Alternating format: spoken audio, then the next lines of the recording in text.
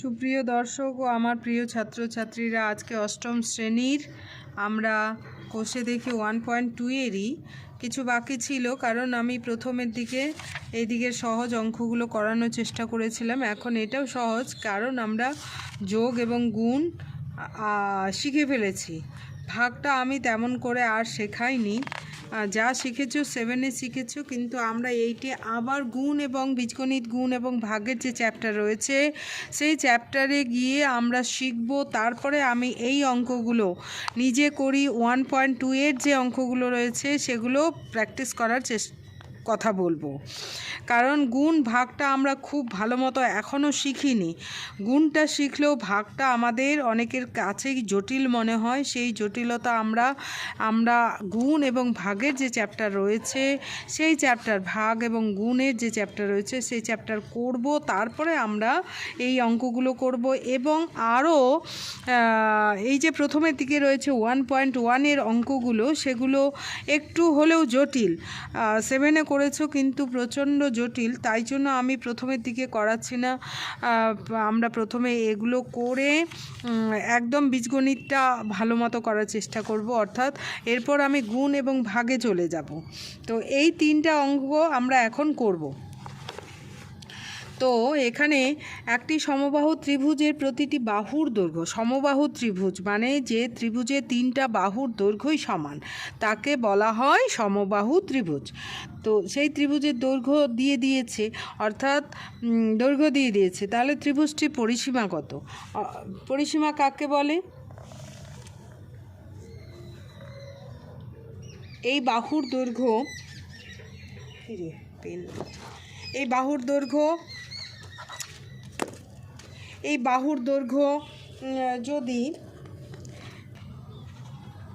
বাহুর দৈর্ঘ্য যদি 5 সেন্টিমিটার হয়, সমবাহু ত্রিভুজ এটা, সমবাহু ত্রিভুজের যদি 5 সেন্টিমিটার হয়, তাহলে এটাও 5 সেন্টিমিটার হবে, এটাও 5 সেন্টিমিটার হবে। অর্থাৎ পরিসীমা বলতে কি বোঝায়? যে 3টা বাহুর যোগফলকেই পরিসীমা, অর্থাৎ এই ত্রিভুজাকার জায়গাটাকে বেড়া দিতে যে বেড়ার প্রয়োজন, যে দৈর্ঘ্যের বেড়ার প্রয়োজন, সেটাকেই আমরা পরিসীমা বলছি। তাহলে 5 যোগ 5 যোগ 5 অর্থাৎ 15। এটা আমরা সেভাবে না করে 3 ইন্টু বাহু করলে আমরা পরিসীমা পেয়ে যাচ্ছি। তাহলে সমবাহু ত্রিভুজের প্রতিটা বাহুর দৈর্ঘ্য যদি বলে দেয়, পরিসীমা কি করে বের করব? 3 ইন্টু বাহু। তাহলে সমবাহু ত্রিভুজটির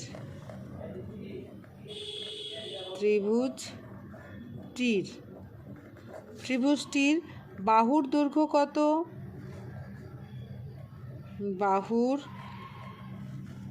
দৈর্ঘ্য হচ্ছে 4y + 2 সেমি।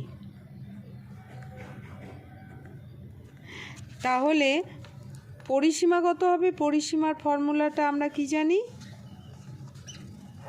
3 বার যোগ করতে হবে। তো যোগ না করে আমরা কি করি? 3 ইন্টু বাহু, এই হচ্ছে আমাদের ফর্মুলা।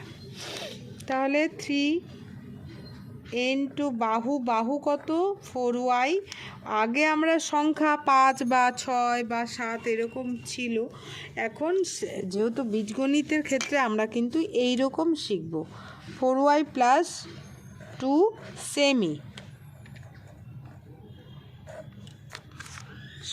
সমান এবারে গুণ করে দিলে কি হবে? 3 × 4 = 12y + 3 × 2 = 6 সেমি।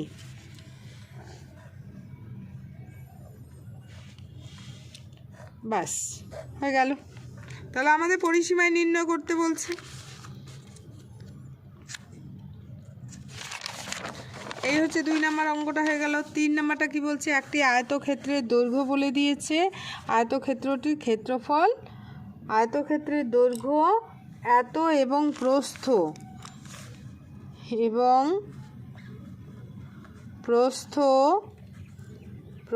কত? প্রস্থ হচ্ছে 8x - 3y semi, 8x - 3y semi. তাহলে আয়তক্ষেত্র মানে এই যে এটা আয়তক্ষেত্রাকার, এটা কি ধরনের আকৃতি? আয়তক্ষেত্রাকার। ব্ল্যাকবোর্ডের আকৃতি আয়তক্ষেত্রাকার। এর দৈর্ঘ্য একই হয়, এটাকে দৈর্ঘ্য বলে, এটাকে প্রস্থ বলে, এটাকে প্রস্থ বলে। এই দৈর্ঘ্যটা কত বলে দিয়েছে? 8x + 3y। আর প্রস্থটা কত? 8x - 3y। তাহলে আয়তক্ষেত্রের আমরা কি লিখব?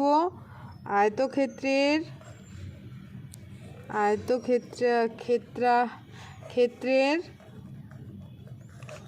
দৈর্ঘ্য, আয়তক্ষেত্রের দৈর্ঘ্য ইকুয়াল টু 8x + 3y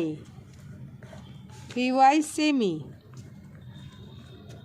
প্রস্থ কত? প্রস্থ আমাদের দিয়ে দিয়েছে 8x - 3y সেমি। এবার ক্ষেত্রফলের ফর্মুলা কি? আয়তক্ষেত্রের ক্ষেত্রফলের ফর্মুলা হচ্ছে দৈর্ঘ্য গুণন প্রস্থ, দৈর্ঘ্য গুণন প্রস্থ। তাহলে ক্ষেত্রফল আমরা বার করব, ক্ষেত্রফল ইকুয়াল টু দৈর্ঘ্য গুণন প্রস্থ। তাহলে দৈর্ঘ্য কত? 8x + 3y into 8x - 3y equal to, এবার গুণ করে দেব। এটা কি হবে? একক কি হবে? বর্গ সেমি, বর্গ সেমি। এইবারে গুণ করতে হবে কিভাবে? এইটা দিয়ে দুইভাবে করতে পারো। 8x ইন্টু 8x - 3y, গণ্ডগোল হবে না, প্লাস 3y ইন্টু, সিস্টেমটা এটাই, আমরা একবারেও গুণটা করে দিতে পারি, কিন্তু সিস্টেমটা এটাই। একক। এবারে 8 × 8 = 64 x², 8 × 3 = 24 xy, 8 × 3 = 24 xy plus 3 × 8 = 24 xy minus 3 × 3 = 9 y²। অর্থাৎ এটা হচ্ছে একবারেও আমরা করে দিতে পারি, a + b × a - b, একবারেই করি। এটা কেটে দিলাম, কারণ a + b × a - b ফর্মুলার অঙ্ক আমরা কিন্তু আগেই করেছি। এই যে এই অঙ্কগুলো আমরা করেছি, যে একবার যোগ একবার বিয়োগ হলে একই জিনিস। আমরা কি করেছি? 8x a + b × a - b, তাহলে a² - b², a² - b², 8x এর square minus b² equal to 8 × 8 = 64 x² minus 3 × 3 = 9 y² বর্গ। এটা গোটাটা এই ব্র্যাকেট দিয়ে রাখতে পারি, সেমি। এটাই আমাদের বের করতে বলেছে, যে ওই ক্ষেত্রের আয়তক্ষেত্রের ক্ষেত্রফল নির্ণয় করো। তাহলে ক্ষেত্রফল হচ্ছে 64 x² মাইনাস 9 y² বর্গ সেমি। অবশ্যই বর্গ সেমি কথাটা লিখতে হবে।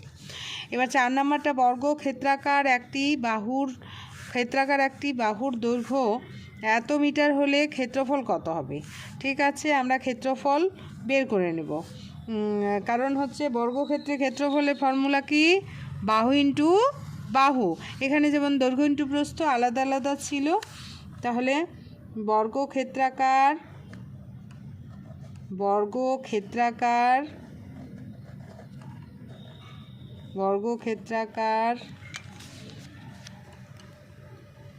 ক্ষেত্রের বাহুর দৈর্ঘ্য কি দেওয়া আছে?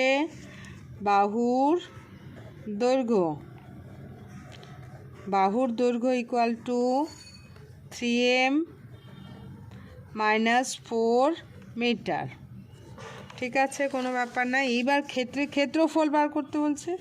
আবার পরিসীমা 8 মিটার হলে একেবারে আমরা ক্ষেত্রফলও বার করব, পরিসীমাও বের করে নেব। ক্ষেত্রফল, তাহলে ক্ষেত্রফল কি হবে?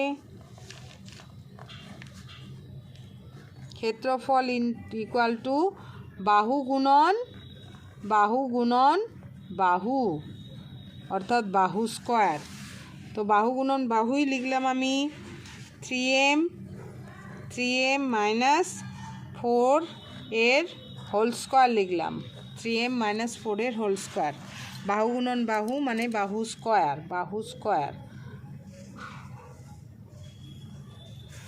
এটা আমরা এখন কি হয়ে গেল, a মাইনাস বির হোল স্কোয়ার, এটা হচ্ছে a square minus 2ab plus B square. এখানে বিস্তৃতি করতে হবে কেন, সেই জন্যই অঙ্কটা দিয়েছে। হোল স্কোয়ার করে রেখে দিব এটা ঠিক নয়, হ্যাঁ, বিস্তৃতি করার জন্যই অঙ্কটা দিয়েছে। 3 3 9, 9m square minus 4 3 12, 12 2 24m plus 4 4 16 কি বর্গ মিটার। এটা আমাদের ক্ষেত্রফল। এইবার আমাদের বলে দিয়েছে ক্ষেত্রফল তো হয়ে গেল, এখানে এম দিয়েই থাকবে, আর কিছু করার নেই।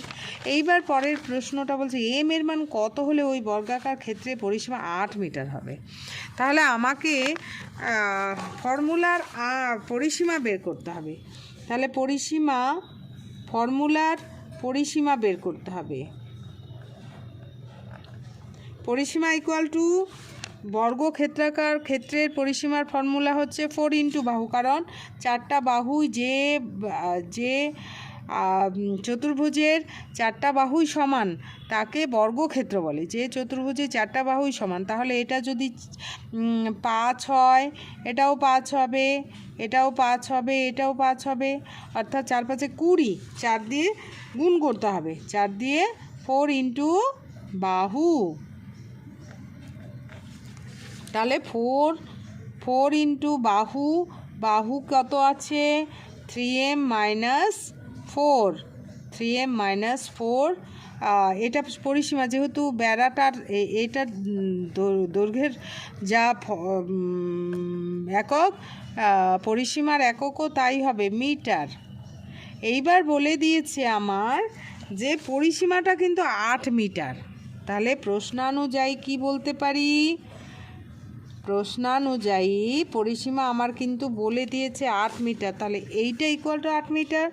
4 into 3m minus 4 equal to 8। তাহলে এখানে কাটাকাটি যাবে, আমরা সমাধান করতে শিখেছি। এটা এদিকে থাকলে কি হয়, এদিকে চলে যায়, 8/4, তো 4 2 8। এবার পরের লাইনে কি হচ্ছে 3m মাইনাস 4 ইকুয়াল টু 2। এবার পরের লাইনে কি হচ্ছে, সংখ্যাটা এদিকে চলে যাবে, 3m equal to 2 plus 4, or 3m equal to 6, তাই তো, 2 প্লাস 4, অতএব m ইকুয়াল টু 6/3, 3 2 6। তাহলে m ইকুয়াল টু কত বেরোলো 2। অর্থাৎ m এর মান যদি 2 হয়, তাহলে দেখা যাক m এর মান যদি এখানে 2 বসাই তাহলে পরিসীমা 8 হয় কি না। এখানে যদি 2 বসাই তাহলে 4 ইন্টু 3 2 6, 6 মাইনাস 4, হ্যাঁ, তাহলে হচ্ছে 4 গুণন 2, তাহলে 8 হয়ে যাচ্ছে। তাহলে দেখা যাচ্ছে m এর মান যদি 2 হয় তাহলে পরিসীমা কিন্তু 8 হবে। অতএব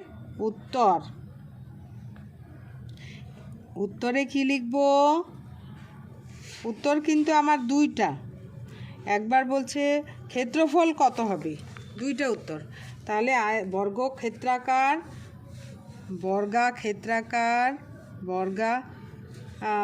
বর্গাক্ষেত্রাকার ক্ষেত্রের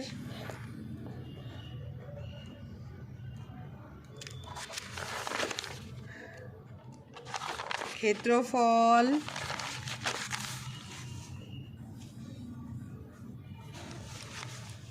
ক্ষেত্রফল কত হয়েছে, এই যে বের করে রাখেছি, 9m² minus 9m² minus 24m plus 16। এখানে আমরা m এর মানটা বসিয়ে দিব,